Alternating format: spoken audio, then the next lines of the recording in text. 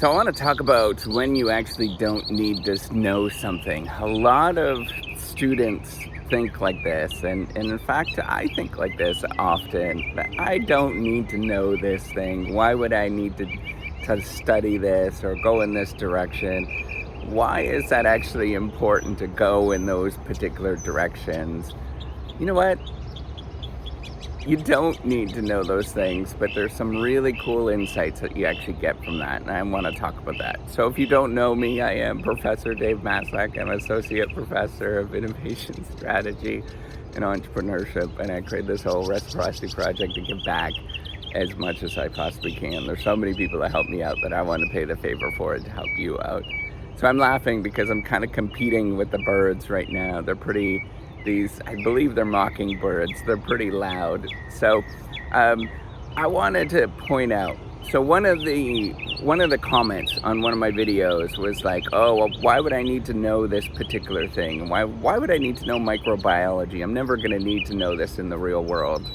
Well, that is true. There's lots of things that you don't need to know, but I want to point out a couple of things that are really interesting.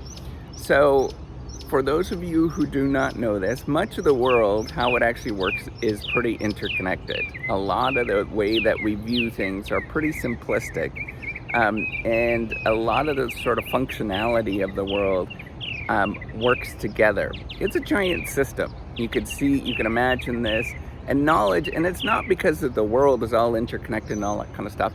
It's because that's how we understand the world. It's the sort of layer on top of it of how we understand the world. There's only a certain way that humans can actually think, and it allows us to sort of imagine how the world works. And so if you can see it in multiple dimensions, in multiple areas, you can start putting these things together and making sense of how the world actually works a little bit better. So that's a really cool thing. And then the second thing that is really cool that most people don't realize is that you often get inspiration from other areas. We call that recombinatory innovation. This is a big fancy word, but basically it means we mix and match things from different areas. So if you want to become successful in the long run, or you want to create new innovation or become an entrepreneur or whatever it is that you want to do, you have to look for these different areas, and it's that cross-pollination where you get a lot of inspiration, right? Like if you're just doing the same old thing that everybody else is doing over and over and over again, you're not going to see a lot of insight. You're going to see some insight, but what you need is that doing the same thing over and over and over again and having exposure to new and different areas that other people might not have seen or understood. I've taken many different courses in engineering. I've taken all sorts of heat transfer and thermodynamics and all that kind of stuff. And I never teach that stuff in my classes. I never do anything in those particular areas. However, that training that I had, the sort of thinking of how things actually work, and the sort of systems of equations that we would have used or that we use to understand it, allows me to think about the world in a more systematic way. There is an underlying structure to how we think about things, and it might not be perfect, but it allows me to see the world differently than somebody else that would have taken a different degree rather than engineering and mathematics and all of that kind of stuff.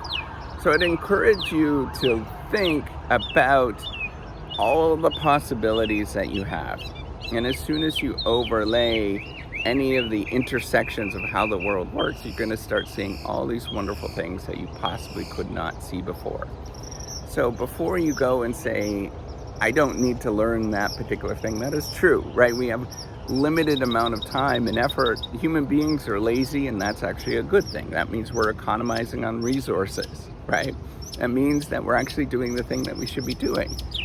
But before you get caught up in saying, I don't need to learn those particular things, you got to realize that when you do learn those things, you have insights that other people haven't looked at. The most famous example is when Steve Jobs brought fonts into the Macintosh computer. So Steve Jobs was the founder of Apple computers, created the Macintosh computer, and one of the things that he brought in was fonts.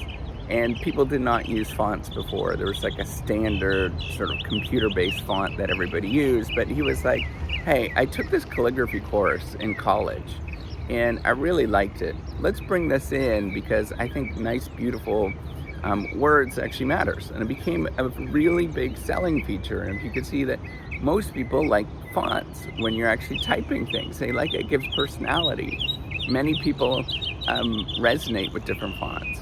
So I want you to sort of imagine all of these things that seem like they're nonsense. And yes, there's like biochemistry and all those kind of things that you're probably not going to need to know that much. But in reality, you're going to need those things if you're going to have opportunities in the future. So if you want to live your life and live the same life every day, and you don't want to have opportunities, you don't want to sort of escalate and move up in this world, you don't want to have opportunities that you couldn't imagine 20 years from now, then by all means don't learn anything new. Nothing new really matters. Don't go into different directions and all that kind of stuff. But if you want to see different patterns and opportunities, and you want to see, hey, I can actually put these things together, or I learned this thing and I learned that thing and I can combine it, then actually learning many different things in different areas and just being curious about the world actually matters. You're going to probably be more lucrative, you're going to be more wealthy, and you're going to have more opportunities. I don't know because there's no research on that, but in my hunch is that you're going to have more opportunities come your way if you're able to do those particular things and combine them so that you could see the world in a different way. So I encourage you to take everything in this world seriously and just enjoy it. Enjoy the process. Everything is amazing to see, and you can learn a lot when you're doing that. All right, take care, and hopefully this helped you out. Take care and have a wonderful day. Bye-bye.